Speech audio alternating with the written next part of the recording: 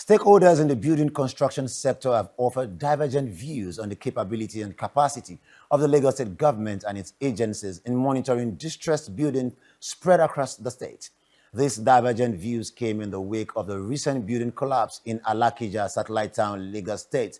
In this report presented from our studio, our correspondent Fatoki Kunle takes a look at the capability and capacity of the Lagos State Building Control Agency in monitoring distressed buildings.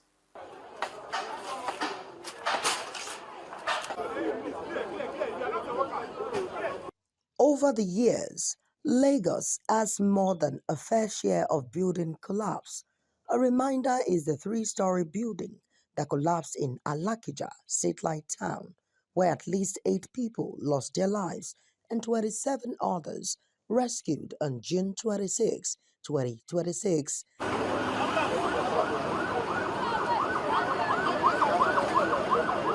In July 2020, the Lagos State Building Control Agency, Lasbca, identified and published a list of 102 buildings found to be exhibiting various signs of distress across the state.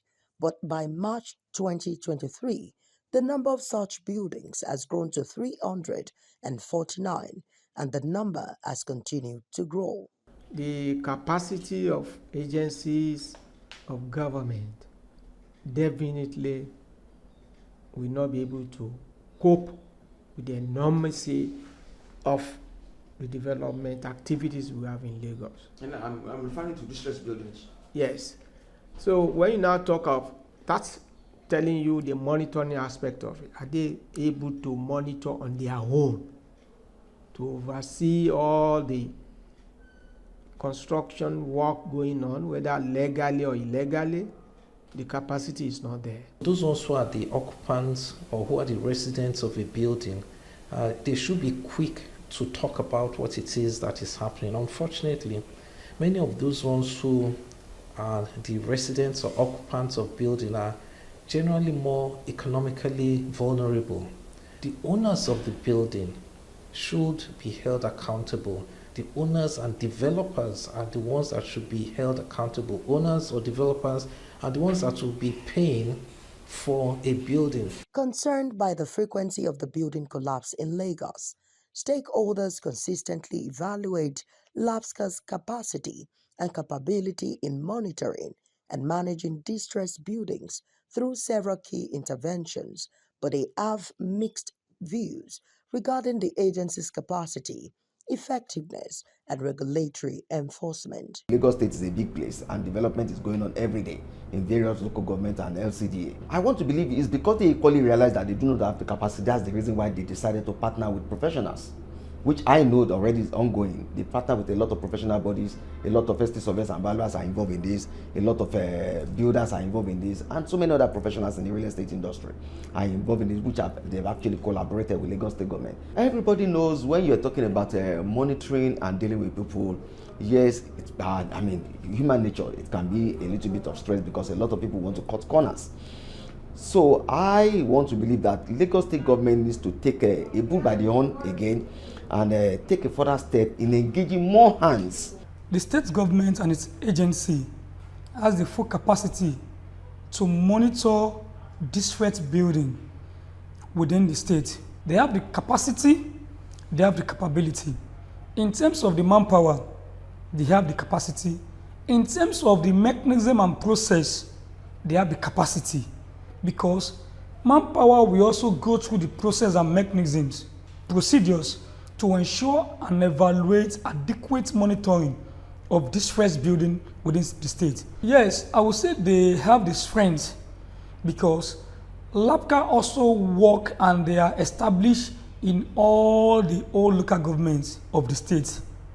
That's why in each jurisdiction or in each local government, you will see what we call Lasbca district office. While often expressing frustration over the prevalence of unscrupulous developers who sometimes bypass Lasbca regulations or collude with owners to carry out unauthorized renovations on marked, dilapidated properties, experts called for implementation of the Certified Accreditors Program, CAP, by the state government to get private consultants involved in monitoring based on the spread of the professionals across Lagos. It has only taken off on paper.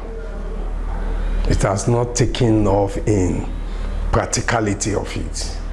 Taking off in paper in the sense that I know that at least about 100 or more than 100 consultants have been shortlisted, and they have been given training, maybe sometime last year. They have been given training and things like that. But the modalities of operation, the modus of operandi by which they are going to operate, is not yet settled. You know, there is no trust. Don't let deceive ourselves. There is no trust between the consultants and the government. The conversation is ongoing, obviously, because the government agencies realize that obviously, based on the hazard of what's going on now, that all hands on deck, basically. So we believe that that process for the accredited professionals to monitor things and give feedback and report is ongoing already. It's not just the government agencies alone. I think all hands should be on deck, basically.